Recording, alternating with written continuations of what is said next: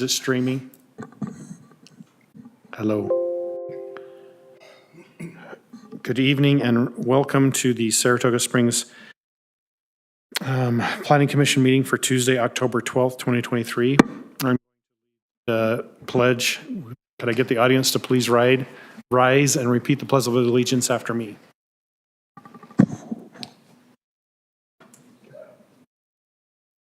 I pledge allegiance to the flag of the United States of America and to the republic for which it stands, one nation, under God, indivisible, with liberty and justice for all.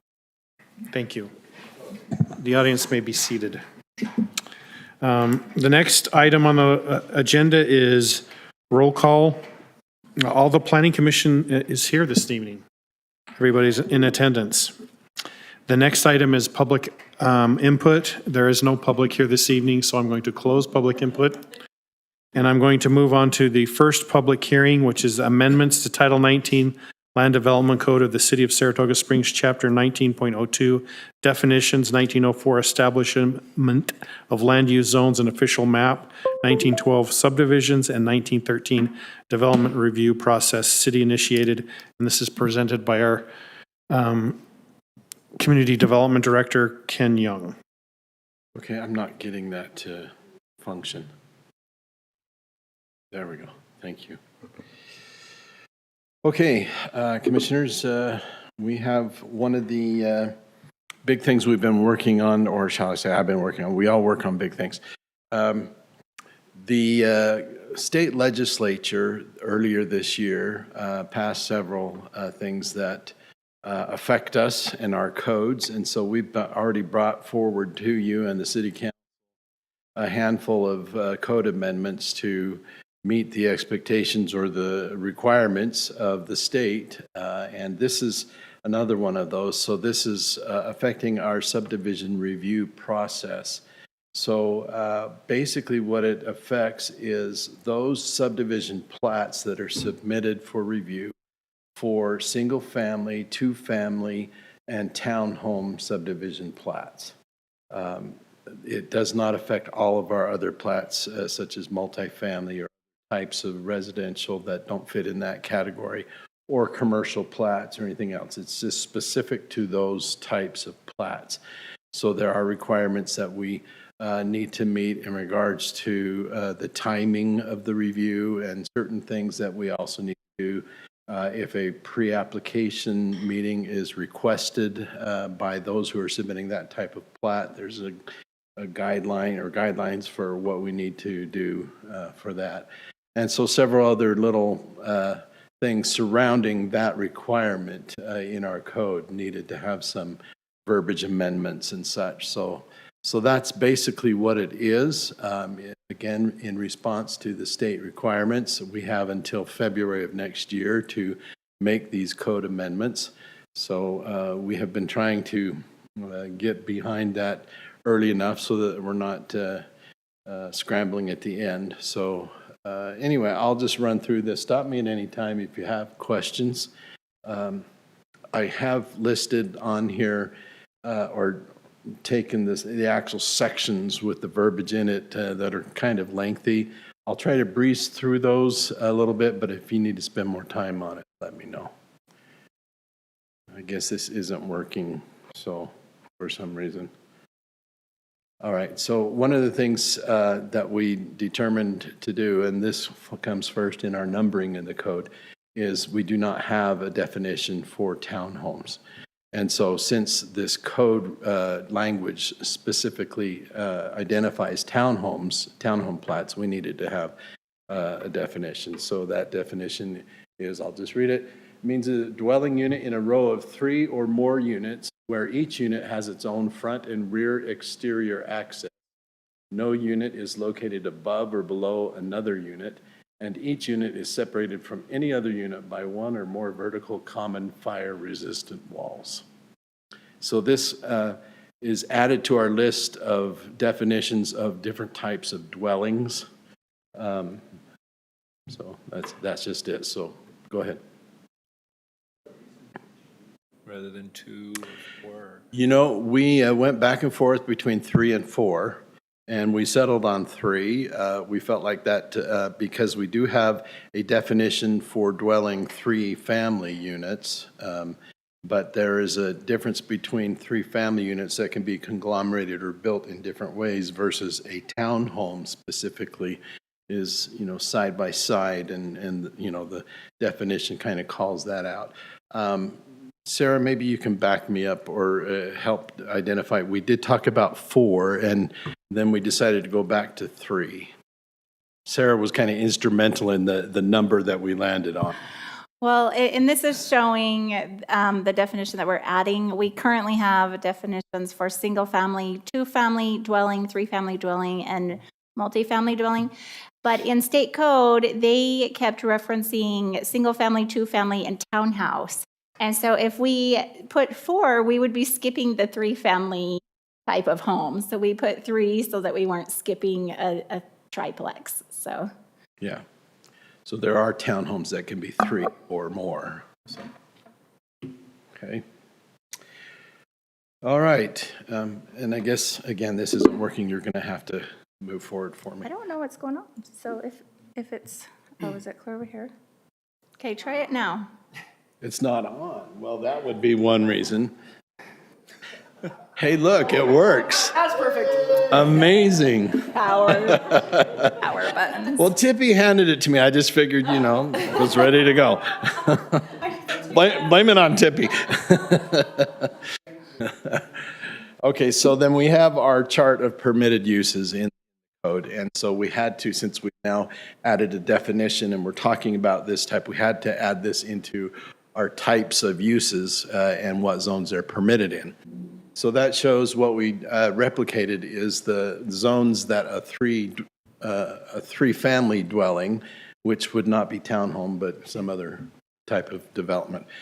We did the same zones that would be permitted in. So in other words, they would not be permitted in your single-family zones, but those that allow for a little bit higher density or multifamily situations. Okay, and this is verbiage that talks about the pre-application meeting.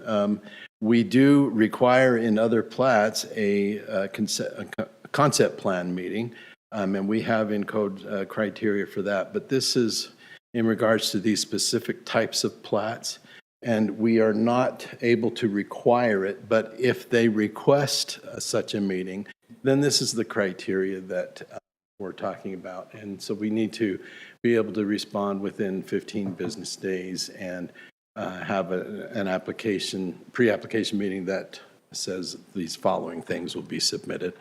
It's really not a whole lot different from what we do anyway, but we needed to have this specific to these types of plats. Preliminary subdivision plats.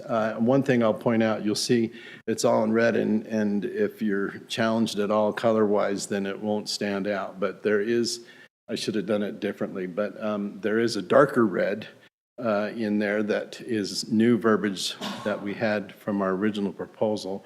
What we're trying to do is say, for these types of plats that we're amending the code for, there is requirements time-wise, 15 business days and all that for them, but these will be excluded from specific zones such as planned community and the mixed waterfront. In other words, we're not being held to this criteria if it's in a planned community zone or if it's a mixed waterfront zone. It's only those plats that fall specifically under our regular Title 19 criteria that's listed in code for our regular ones. But if it's in a planned community zone or mixed front zone, this doesn't affect it. We can still do our own review and criteria as we normally do. I don't know if that's clear as mud, but. What about neighborhood plan? Huh? What about the neighborhood plan zone or MR zone? How's the neighborhood plan? The mixed residential zone, Yeah. that would probably be, should include in there. Include or exclude? Include in excluding. Sorry, that we should also exclude from this criteria. So that was probably an oversight. So then with that, I think Sarah is right. I would recommend, and we'll throw that verbiage in there if you agree with that. We will say, where it's in the darker red, excluding plats in the planned community, mixed residential, and mixed waterfront zones. Okay, development review process. Again, this is just talking about what type of development review. Now, this is talking about the final plat that comes forward. So in the preliminary plat, it gave us 15 days to respond to the first review. This gives us 20 days for the final plat. And again, calling out the excluding the various types that don't fit in the right zones there. So, yeah. And just more criteria. It allows us for up to 4 review cycles for a final plat. And if for some reason they don't meet all of the criteria that we have asked for, then they don't just move on to another cycle. We just stick in the same cycle until they meet the criteria. So we do have purview over, you know, how much time and how many cycles are in there if they're, whether or not they're requirements. Trying to think what else is of import here, but it's all language that kind of surrounds those that criteria and those requirements for submission and review. So it's really, the effort was really more, let's make sure the city is doing its part in timely reviews and such, but it allows, with the language that is in there, for us to say, but that means that they have to have a complete application and they have to meet all the requirements. So then we don't get falling behind that way.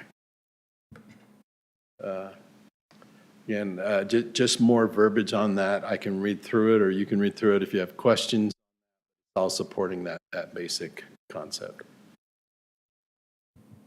And then if after the 4th review, within the 20 business days, they still aren't getting what they want, then they have a method of going forward and seeking some type of approval, either through, if it's a subdivision improvement plan problem, then they can go forward for taking care of that dispute with a certain committee with the engineering, or with it's a subdivision ordinance problem they have, then that would go through the regular city's hearing examiner process. So that's really not anything new. That's what we would do anyway. But this is all using verbiage from the state legislative bill that went through. So we kind of copied and pasted and then made amendments where it made sense for us using the state's language on most of this.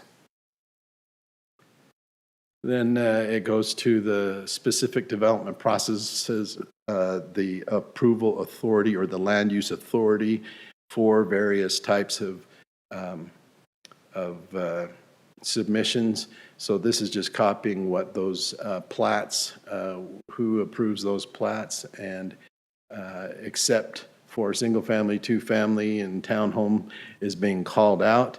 And then we go to specific identifications of those types of plats and who approves those. So a preliminary plat for single family, 2-family, and townhomes would be approved by the Planning Commission. But if it's a regular plat of other sorts that doesn't fall in that category, then it would be the City Council who's the approving authority. So again, this is based on state requirements. And then the final plat goes to the planning director for approval. So there's 2 sub numbers there, 3 and 6. I'll just explain those. They all say a number 3, so we're not changing that. Number 3 is written notice to canal owner if within 100 feet of subdivision. So that's just if it's close to a canal. But the one that we're adding in is that this excludes plats in planned community, and then we'll want to add mixed residential and mixed waterfront zones. So that's the notation on those. So hopefully that's clear enough. And are there any questions that I can field on that? Okay, so this is a public hearing. However, there is no public available, so we're going to close the public comment. And I'm going to open this up to the Planning Commission for questions and comments. Commissioner Kilgore? Any idea of why the state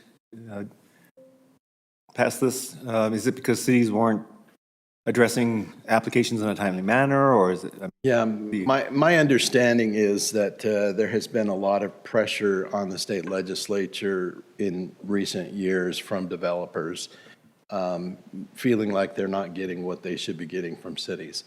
We feel like, by and large, we have, with our code and our processes, have been fair and moving smoothly with the submissions from developers, but evidently there have been other communities that have experienced problems. And so this evidently was a big enough concern from some people in the development community that it was brought forward to the state legislature.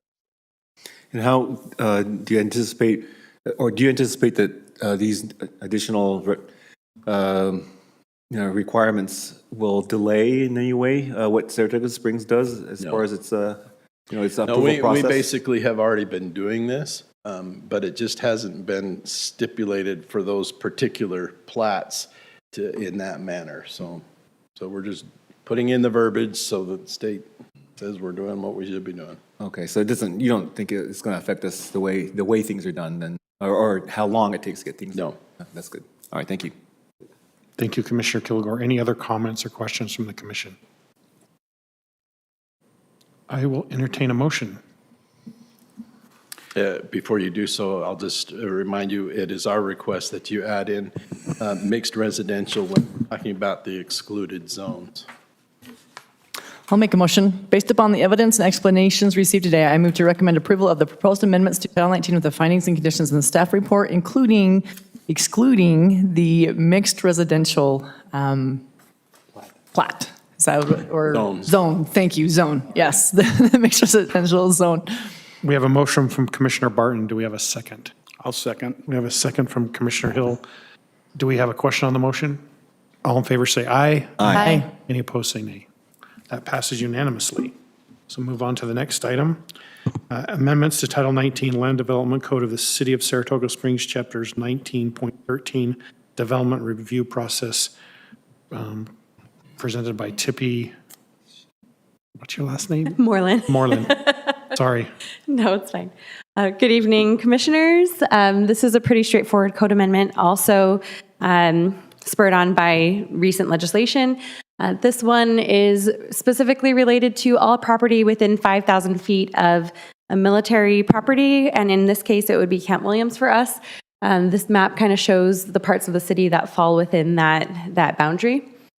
This is House Bill 265, and it requires that municipalities that receive land use applications need to notify the Department of Military. There's a military affairs department in writing before we can approve any land use application. So that's everything except building permits. It's still not completely clear who we contact. I've contacted their department, like their main line that's on their website, and there's no specific person, but it is required. So we just copied the language from the bill and put it into our code here specifically. Yeah, the State Department of Veteran and Military Affairs, and I'm still working on if there's a specific person to contact, but for the meantime, we'll just send everything to the main contact information. Main information contact for the office. But this is the entirety of this code amendment, and I'll turn this back over to the Planning Commission. Okay, this is a public hearing, and again, there is no public here this evening, so we're going to close the public hearing. I'll open this up to the Planning Commission for any questions or comments.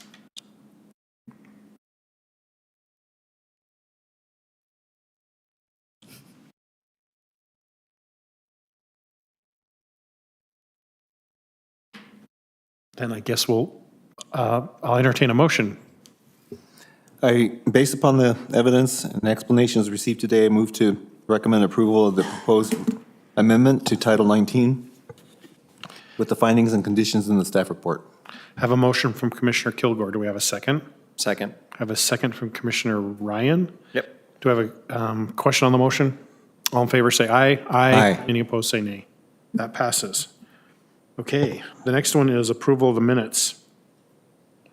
Does anyone have any changes they want to turn in? If not, I'll entertain a motion to approve the minutes. So moved. We have a motion from Commissioner Ryan. Do we have a second? I'll second. Second from Commissioner Barton. Do we have a question on the motion? All in favor, say aye. Aye. Opposed, say nay. All right, the next, we're moving on to a work session, review of the 2020 Parks, Recreation, Trails, and Open Space Master Plan presented by our planning director. Okay, Sarah. and I'm going to sit here because I'm going to use the mouse to point, and it'll be easier to do that from this spot than over there. So, oh wait, I don't have the right one up.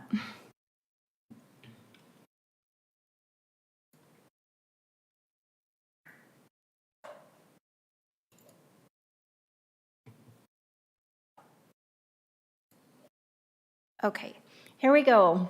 So you probably, some of you may remember this plan. It came through it was adopted in 2020.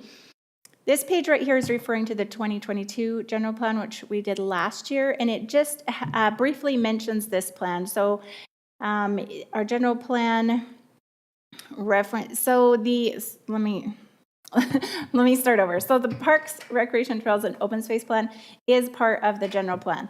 So, however, it's not in that document. There's just 3 pages mentioned in the general plan document. So our general plan that we adopted last year has these goals and strategies related to the Parks, Rec, Trails, and Open Space. And so I'm going to go through these, just the strategies really quickly. The goal and the strategies. So the strategy, Saratoga Springs continues to include an excellent of access to recreation parks and outdoor activities. Okay, I think the A isn't supposed to be there.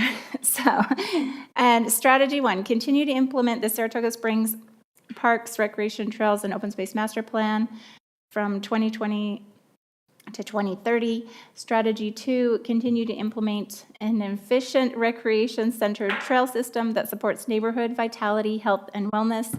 Strategy 3, explore the opportunity to provide an indoor recreation facility, which you all know that we did that. And then it was on the ballot, but it didn't pass. So at some point in the future, we'll probably try again.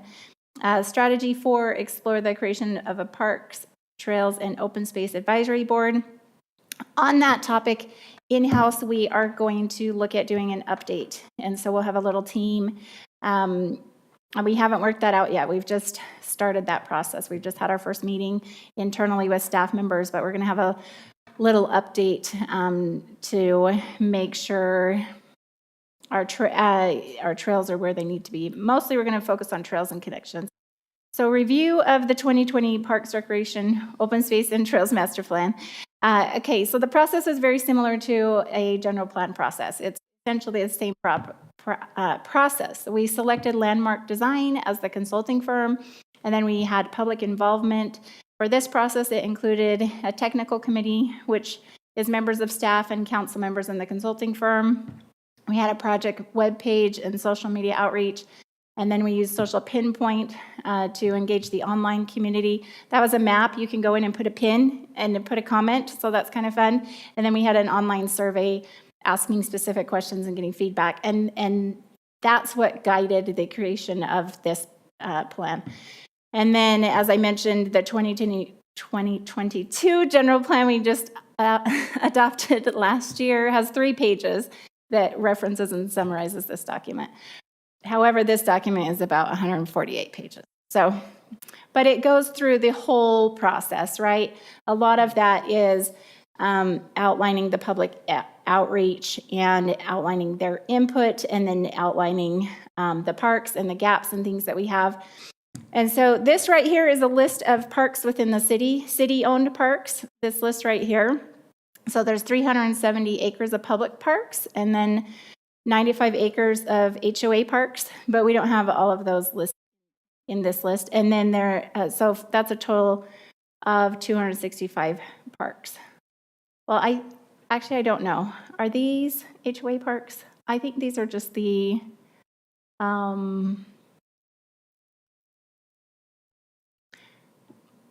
yeah.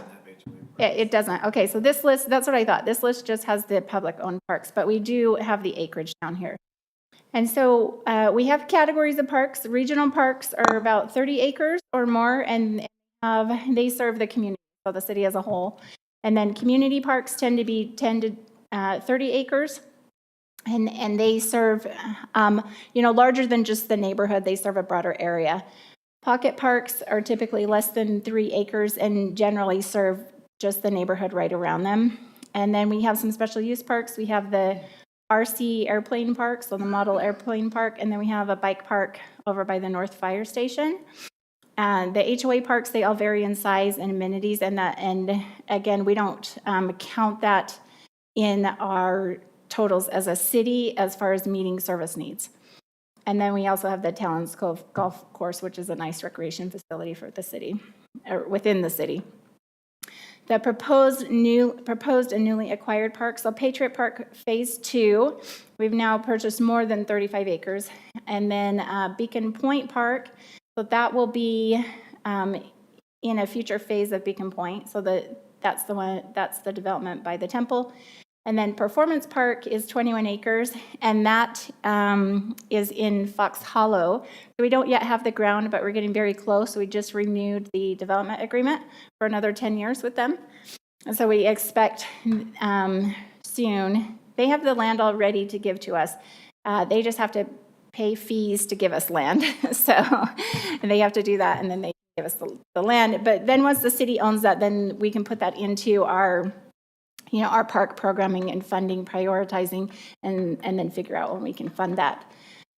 And it's probably not going to be Performance Park. At one point, we were talking about having an amphitheater there, and now we're talking about moving our future amphitheater north rather than in Park. So that previous concept plan will probably.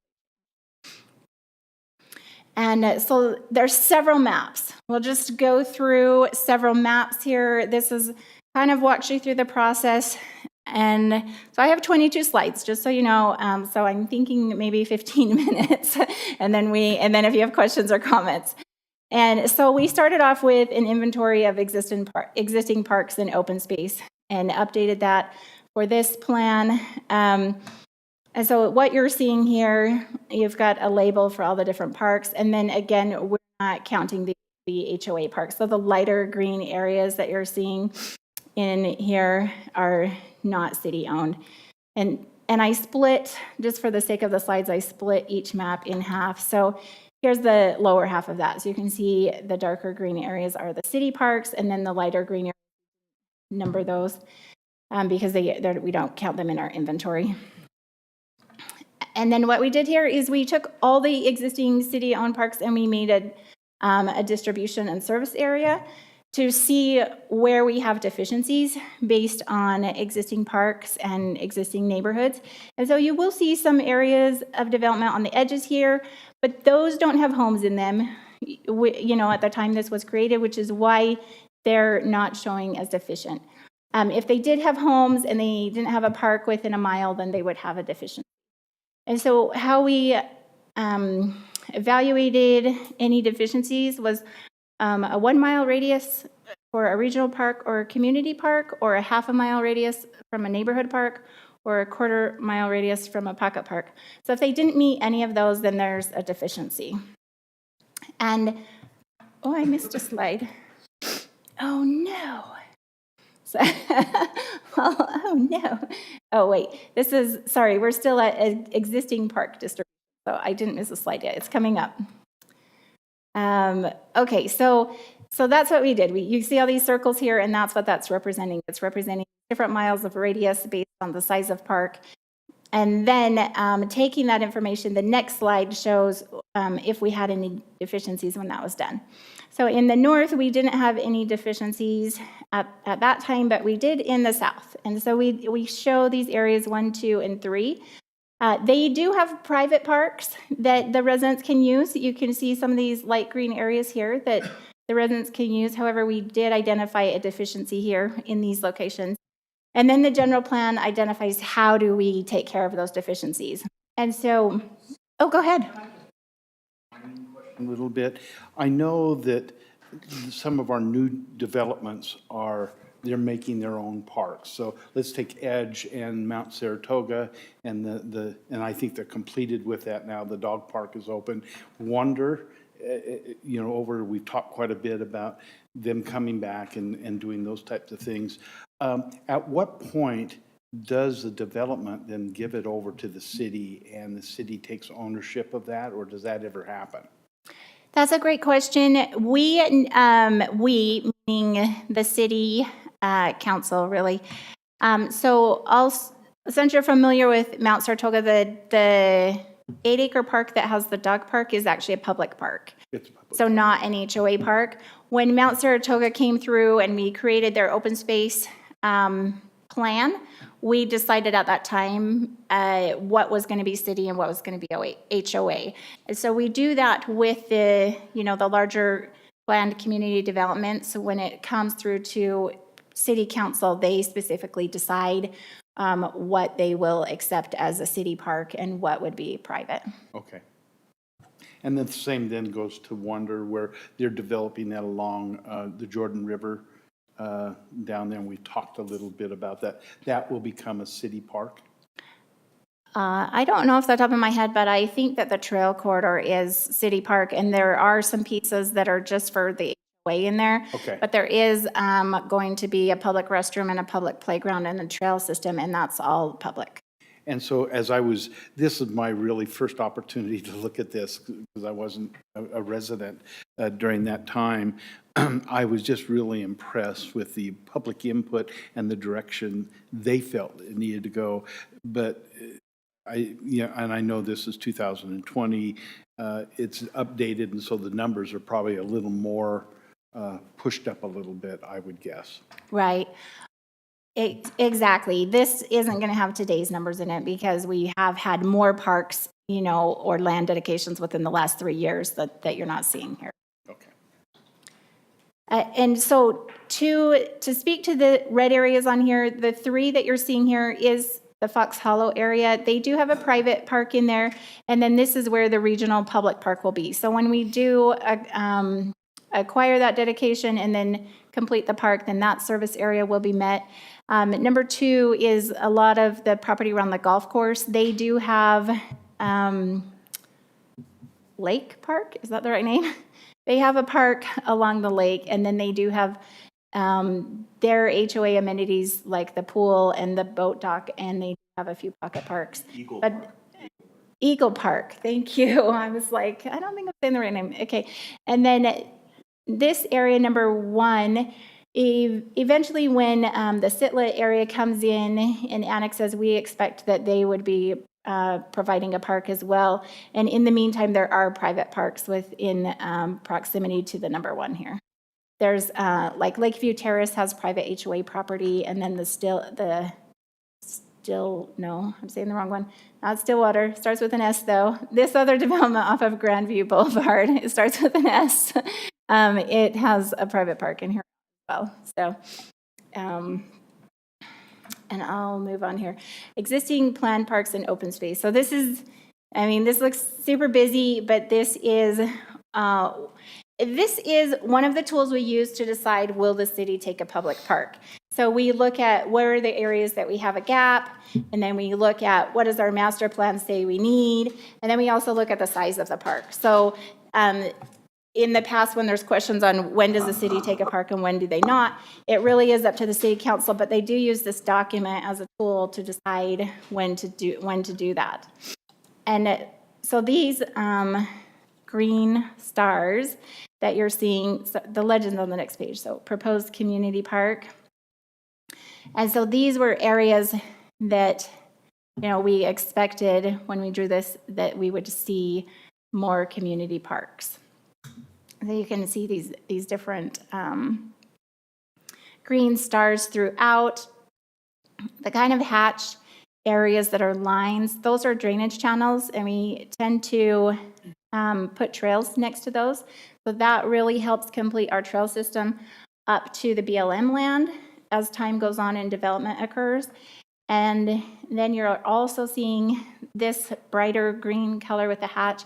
That's all steeper slopes and foothills and mountainsides. So we would expect that to remain undeveloped, you know, with just connections to the mountains. And let me move, I'll keep going. So the recommendations, in summary of all that, you know, we went through public input.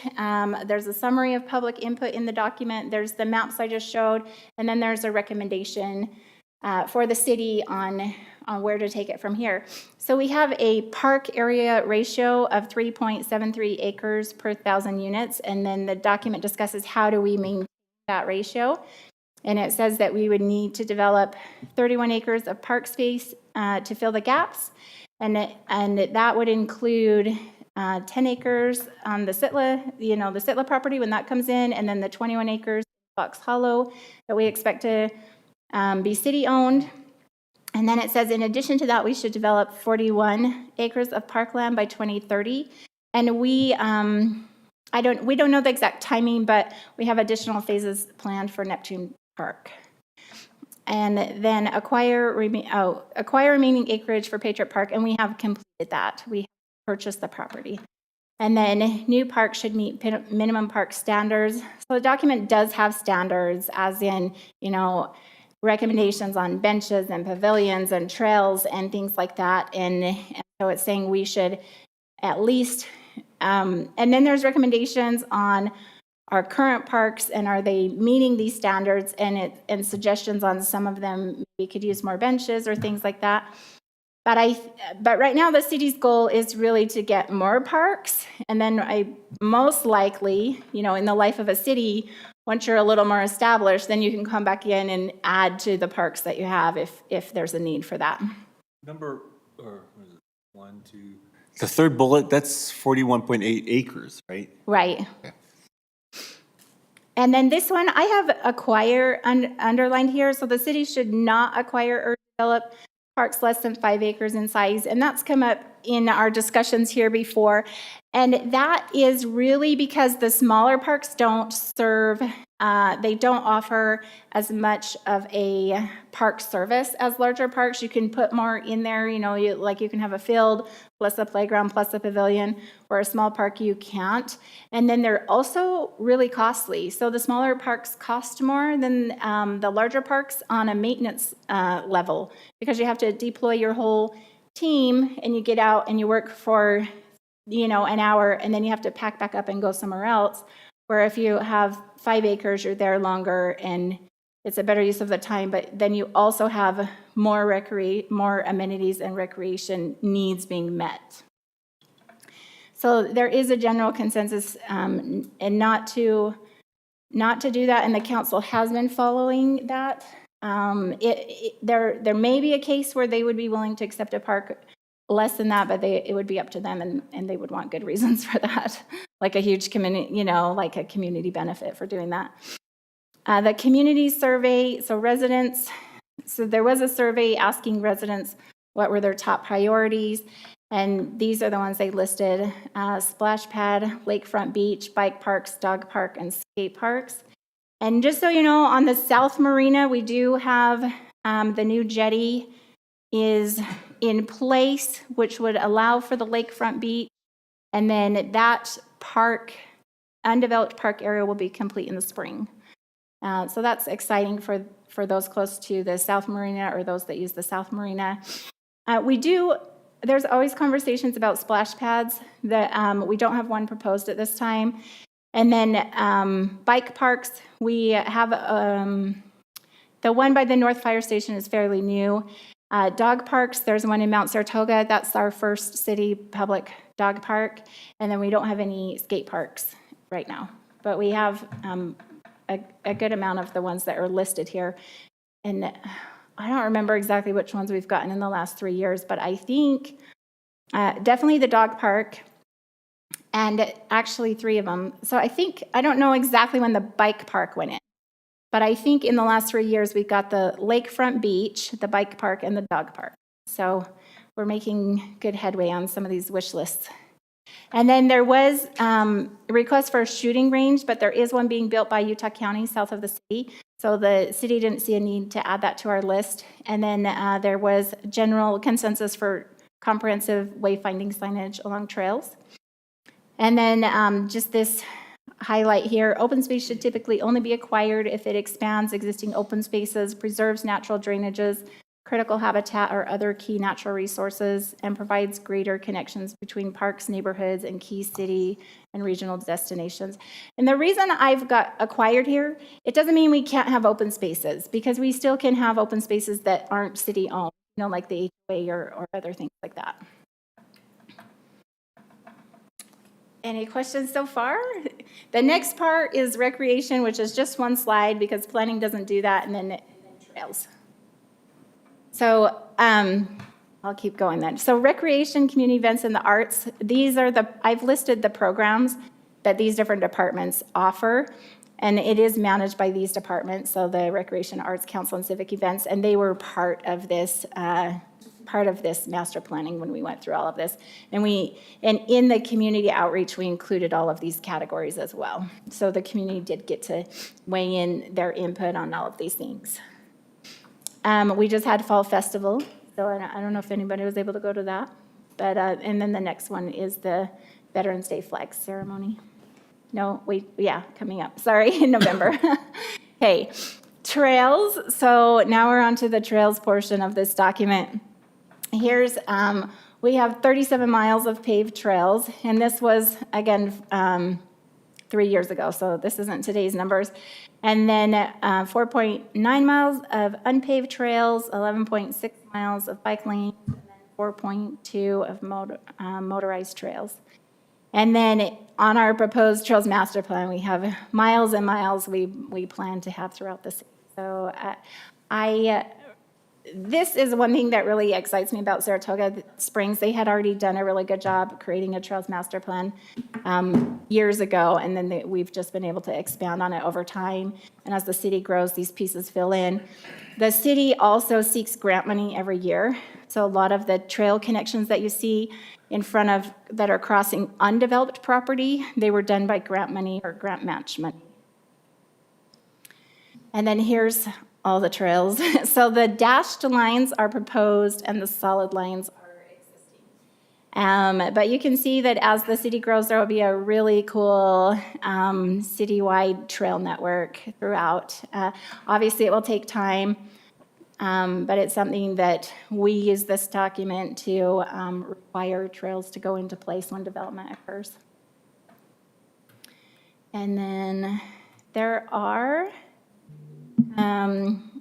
there's pieces of the Lakeshore Trail that are being done. They got put on hold. We had some issues with a contractor, and now we've had to rebid it, and so they got pushed off till next year.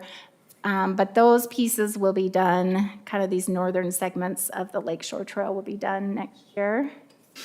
And then, the way I split the map is a little hard, but we are completing, where is it? The portion,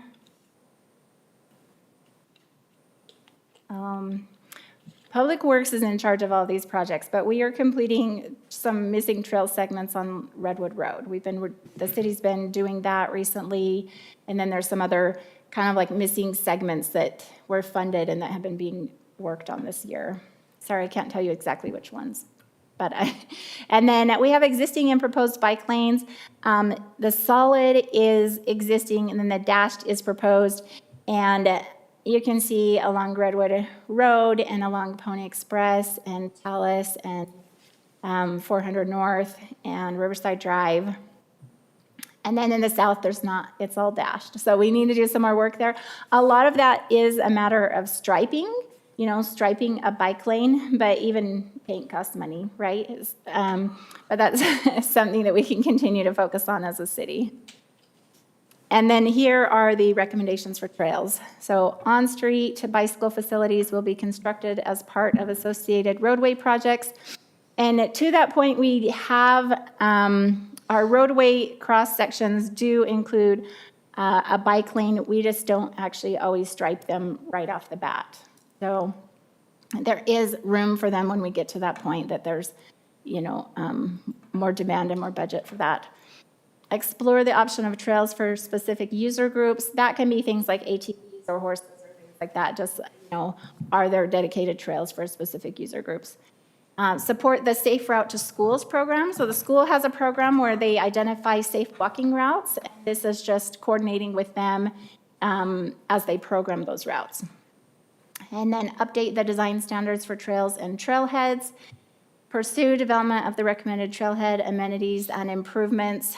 And then that's things like parking lots, or parks at trailheads, restrooms, things like that. Pursue the implementation of proposed crossings and partner with UDOT.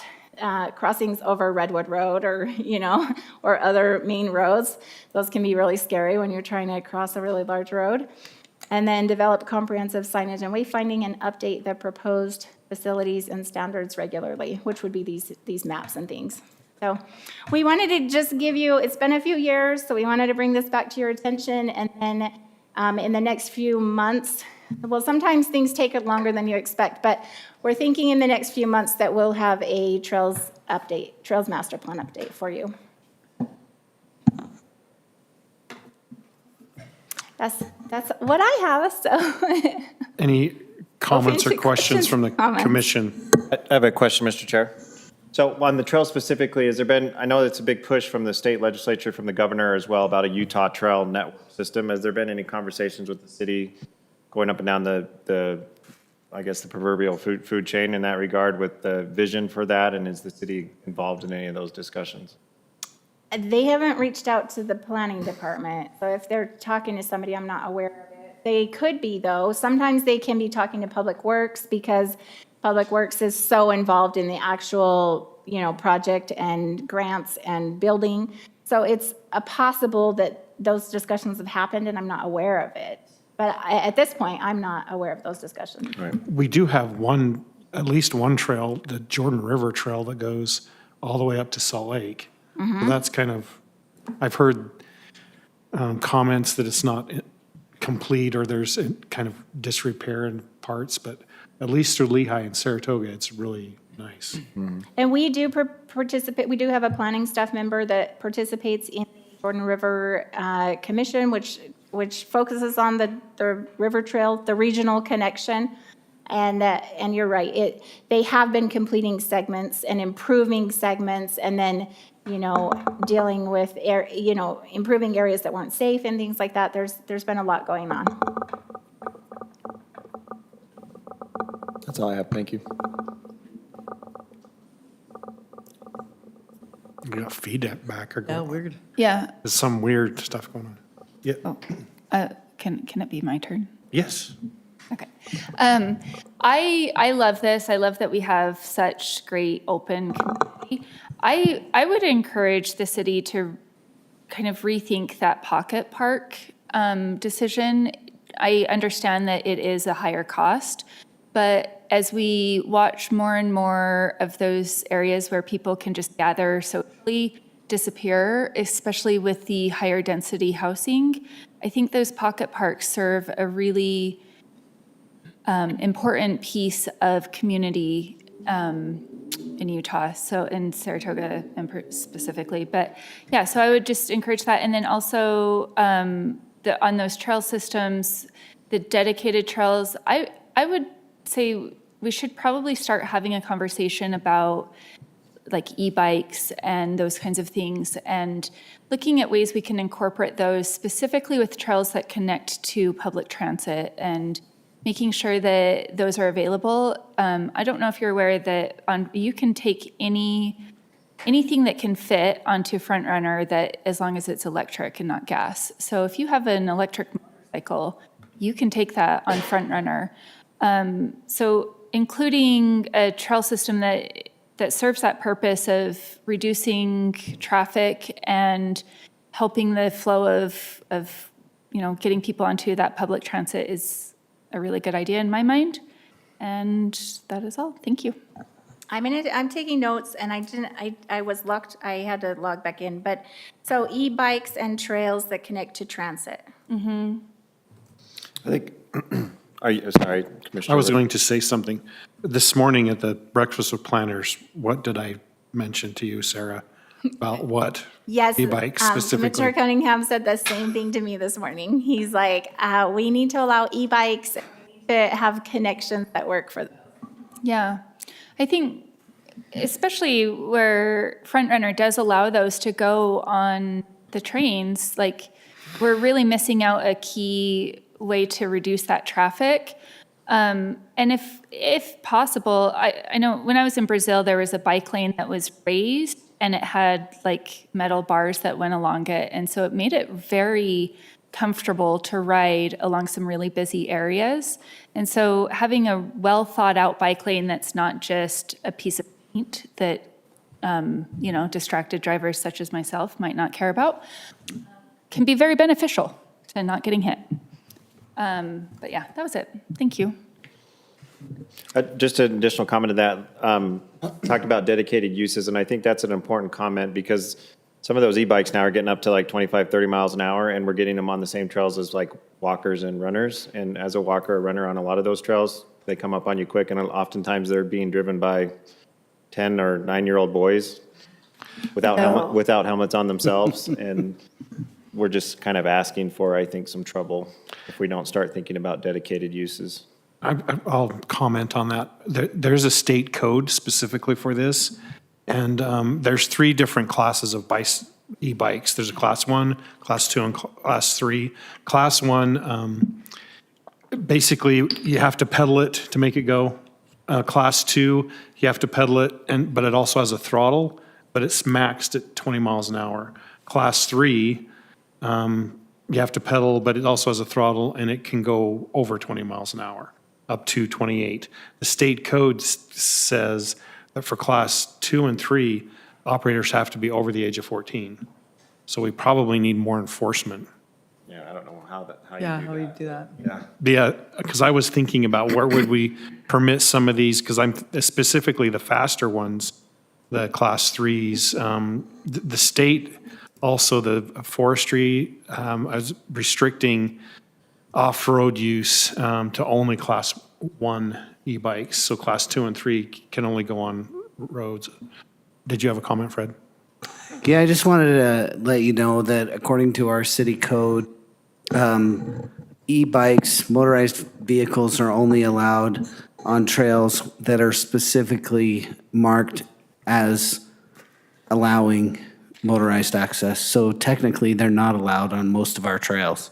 Yeah, well, I can't recall seeing signage on any, like the trails that I run or. So they are allowed on the roads, though, obviously. Yeah. So that's where they should be to avoid conflicts with other trail users. I'd like to just make a comment, and this is fully the social worker side of me that's making this comment, not the planning commission side, but the more we restrict what children can do and explore on their own, the less developed they are able to become as children. And so when we put restrictions, I mean, I understand there needs to be realistic restrictions, but the more restrictions we put on these kinds of things, the less freedom that we're allowing kids to have, and the less ability to learn how to navigate their world around them that we're allowing them to have. And so my stance on this is always going to be to reduce those restrictions and improve the ability that we have for our kids to interact in their community. And if the way that they're interacting in their community is through an e-bike, then I feel it's my responsibility as a parent and a member of the community to support that and find ways for them to do that in a healthy way. So that's always what my vote will be.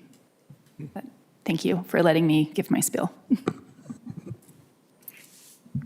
And my point in saying that is just so you know what trails, what the trail regulations are.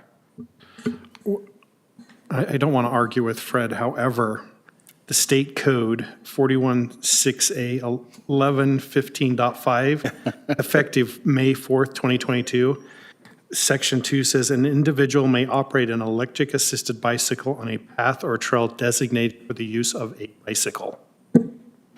So that means it's permitted.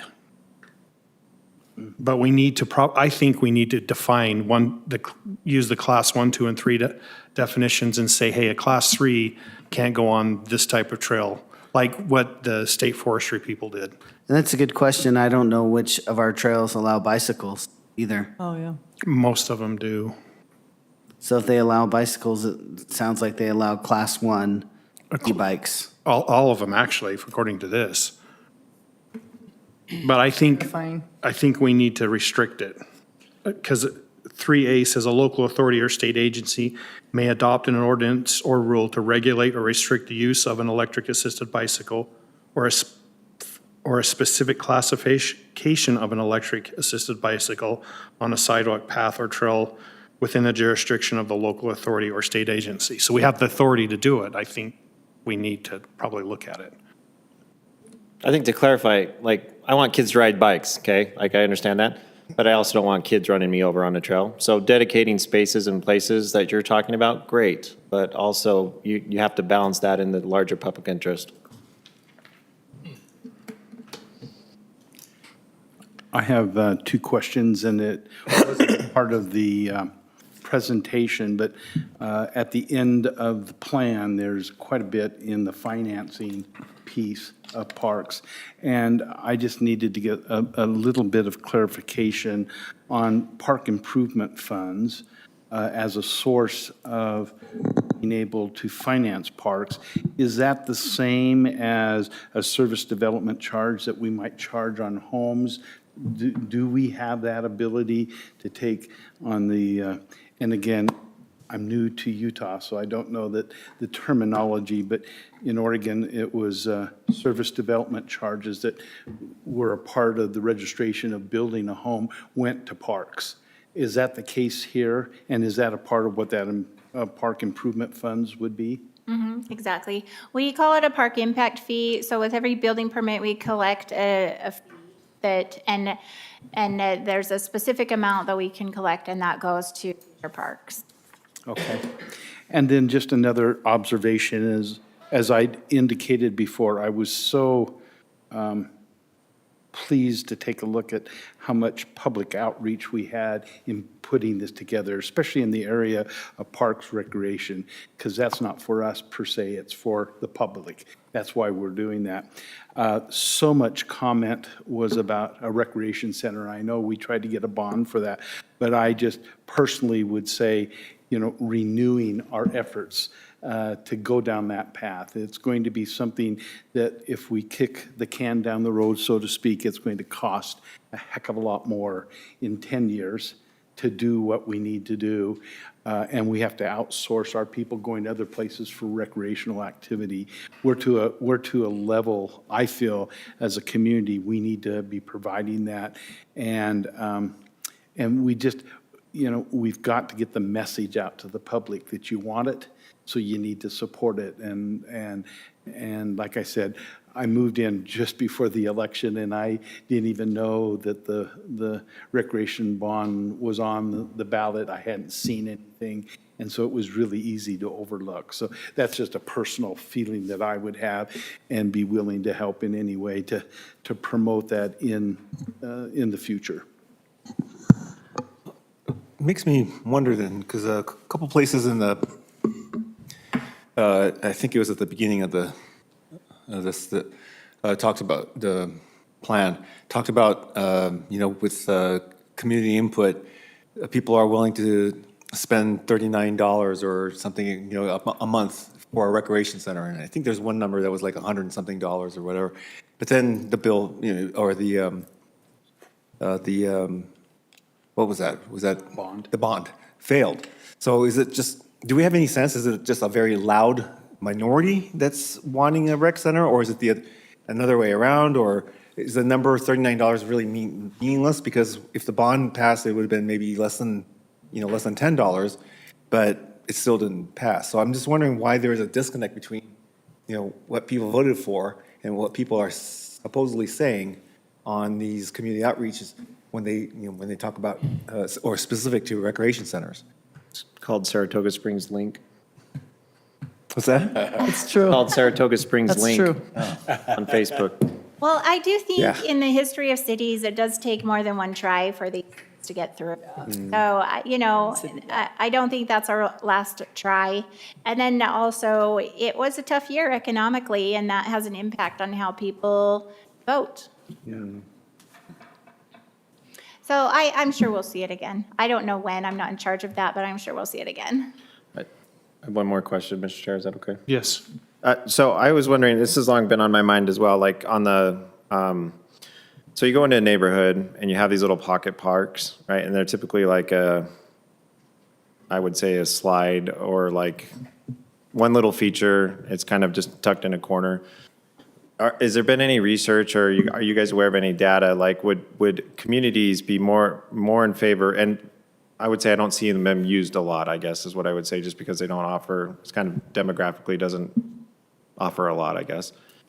So is there any research from a planning side or data from a planning side to say, you may not have as many pocket parks, but you could have a larger park? You know what I'm saying? Like sometimes when we do these development agreements, we tell them, okay, you're going to put a pocket park here and a pocket park over here, and you meet the criteria that we want.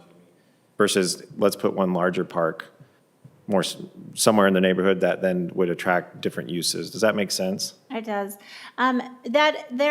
So this document touches on that just a tiny bit, talking about when you have a larger space, you can plan more activities, and it's a more of a draw, because then when it's a pocket park, it might just have a tot lot, and then you're, That's the word I was looking for, like a tot lot. people with children of that age, or if it's a medium-sized playground, and then you don't get the tots, you get the teens. Or if it's a soccer field, you get soccer players. And so when you have a little bit more acreage and you have the variety in there, it is more of a draw rather than, a pocket park that might have just a smaller, a smaller demographic in terms of what's being provided. So is that generally like, is the public generally in favor of that? I mean, is there any sort of Oh, we didn't ask that backing question. towards that? No, we didn't put that in our survey or ask that question to the public.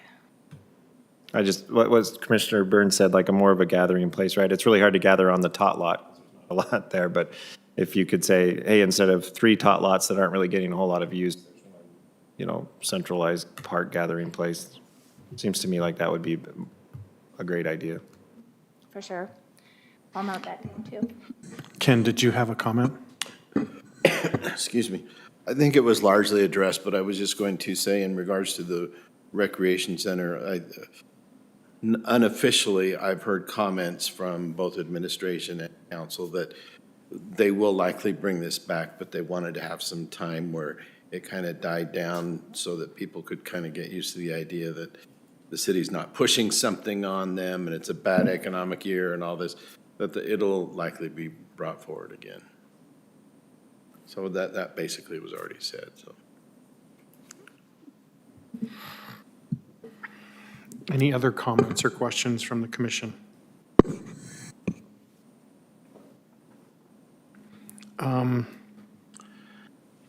Let's move on to commissioner comments, and I kind of we had the APA conference a couple of weeks ago, right?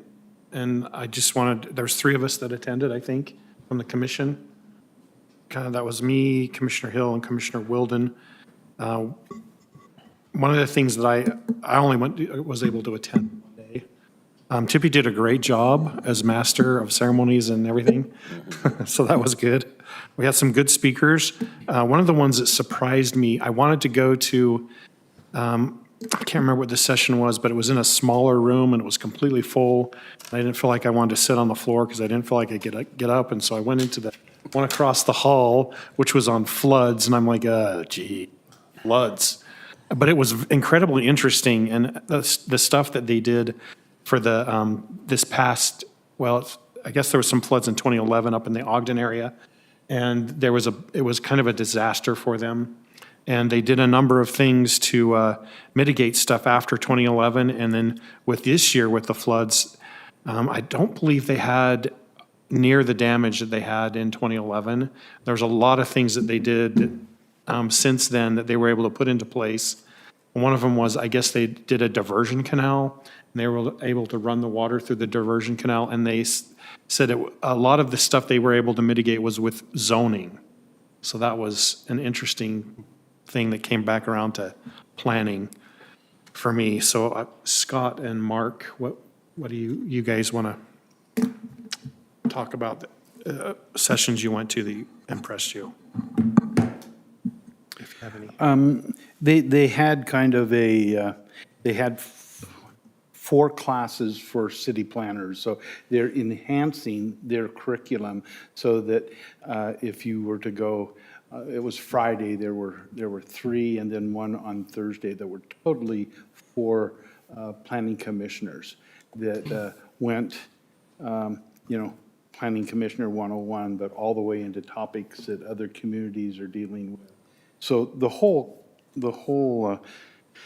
conference for me was just a gathering of information, but the networking piece, there was a lot of networking meeting of individuals, and I'll shout out for the Utah chapter of the Associated Planning Association, and Tippy, who's the president this year, did an excellent job. But it's a staff that really is in tune, and much like our city. I was so proud to represent Saratoga Springs in talking to some of those others that were there. We're on top of it. We're enhancing, like tonight, Title 19, we are enhancing and making sure that our code is in line so that we don't have to catch up and do backwards type of things. So again, for me, it was just I had an opportunity to go to both days, and I thoroughly enjoyed it. Thank you, Commissioner Hill. I called you Mark. It's Doug Wilden, sorry. That's your, Yeah, I too want to echo our city staff was just shined, and I too was proud to be from Saratoga Springs. Little town of Saratoga has a lot of influence, so it was fantastic. I thought the workshops were fantastic. I just went on Friday, the day you didn't go. Planned that no, I'm kidding. But it was excellent. There was a lot of insights on the changes in the laws and that I thought were really helpful. And, nothing really stands out except for, I didn't know that. That's what I was doing most of the time, is learning things I didn't know. Great stuff. okay, if we don't have any other commissioner comments. Wait, I want to hear real quick how this morning went. It went really well. that's okay, yeah. We had a good turnout. I didn't get the final number, but I think it was around 50, 55, Oh, good. somewhere Okay. around there. We had, our first session was Ask a Planner, or just Q&A type of things. That was very successful, and unfortunately, we probably needed a bunch more time to For that part? answer all those questions. But, so we didn't get through all the questions. They had a little program where they could submit their questions. Online, yeah. And so there was a lot of really good questions and some good answering by Tippy and Sarah. But we did tell those that didn't get their questions answered at that time that we'd respond to them with that. So, but I think we pretty much decided that we'll do that at every future event where we can answer questions. And a lot of the questions that came up, I think, were related to transportation or downtown. There was quite a variety, but I think a lot of questions were related on those two things. So we did have a separate breakout session for downtown. So the consultants that have been helping us at Master Plan were there, reviewed kind of where we're at on that so far. We are kind of midstream on that plan, so there wasn't a whole lot of detail, but more generally, what types of development we're looking for in that area. So I think that went over very well. Then we also had IADUs, the internal accessory dwelling units session.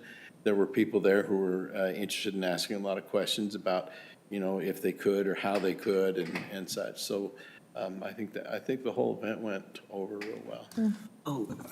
Also want to point out, there was at the very beginning, you showed the video of some of the questions that were asked, and they're good questions, like, why doesn't this city not accept any more building permits? I mean, things that people always ask about. And I thought the video did a really good job in not, shirking or sugarcoating it or anything. It just says, this is why. This is why we do, this is why we can't, this is why we. And I didn't know that those videos were out there. So I thought that was really good that you brought that up and that you find it at the, the city website. Because I think maybe some of the people who are in that room already are beyond those kinds of questions. But I think a lot of people aren't. And I thought that was a really good video, short video, very easy to understand and to the point. And I thought that was really good. Well, I also heard a lot of questions that people think the city has control over stuff that they don't, especially in transportation. And we were able to set them straight, that there are state, county, and city ordinances, and a lot of the things are out of our control. And it's a story that needs to be told because people blame the city for everything, and in reality, we're just following what. And that is constant. That happens all the time. There's people out there who just don't understand what the city is and isn't responsible for. Yeah. But I just, again, I think it was a great event, and I think they're always great, but I wasn't able to make it, so I was just wondering how it went, and you guys do a great job, Adam. thank you. Thank you for telling me how that went. Any other comments from the commission before I move on to director's report? Sarah, director's report. Okay, so I'll go over the last items. Let's see, between your last meeting and now, was there a council meeting? Let me see.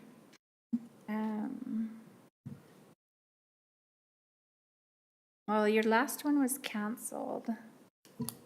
Okay, so September 19th, City Council passed the Saratoga Springs commercial development, so the one right surrounding the new Home Depot that just opened. Awesome, by the way. They did such a great job with that. It was fun. It was great. Yeah, so it's open, guys. You can go buy wood and saws and whatever you need. It's so great. So you had seen the 3 commercial outlots, and those got passed by the city council, and then the Deer Canyon Cell Tower, which is the one in Fox Hollow, that got passed. And then the Fox Hollow Master Development Agreement got extended, and that didn't need to come to you see it, but that got extended for 10 years. And your next meeting, right now, we might not be we might not be having one. Can I announce that right now? We don't have anything on the agenda for next time. It's not finally determined, but Doesn't mean it can't happen at the last minute, but nobody in the department said they were even close. So nobody was like, I might. So, yeah. likely no meeting. But we might get a notice next Thursday saying, Saying that we do. Never mind, we need you. Fred, did you have something? Just want to remind everyone of the training requirement that needs to be completed by the end of the year. Some of you, I'm sure, have already done it. As soon as you do it, you can turn it into Sarah, and then you don't have to worry about it. So. Tell again what it is. So it's the 1 hour of general plans or general duties for planning commissioners, and it's a YouTube video that you watch. And then it's attending 12 meetings during the year, which most of you have done. And then it's 2 additional hours of training, and that can be online with videos, or you can have attended courses. So that's basically it. And we just have to do that every year. Does anybody need that again, sent to you again? I don't remember what I did. The actual report itself? The form that you fill I out? think it's on the Dropbox, yeah. Oh, okay, Okay. great. And it should have links on there too, To where you can to do the the- trainings, to some of the trainings, so. And if you are having issues where you don't know what training to do or want suggestions, let me or Sarah know and, or even Ken or whoever, and we can send you some stuff. Okay, if there's no other items, we will adjourn this meeting until the next meeting we need. Till we meet again.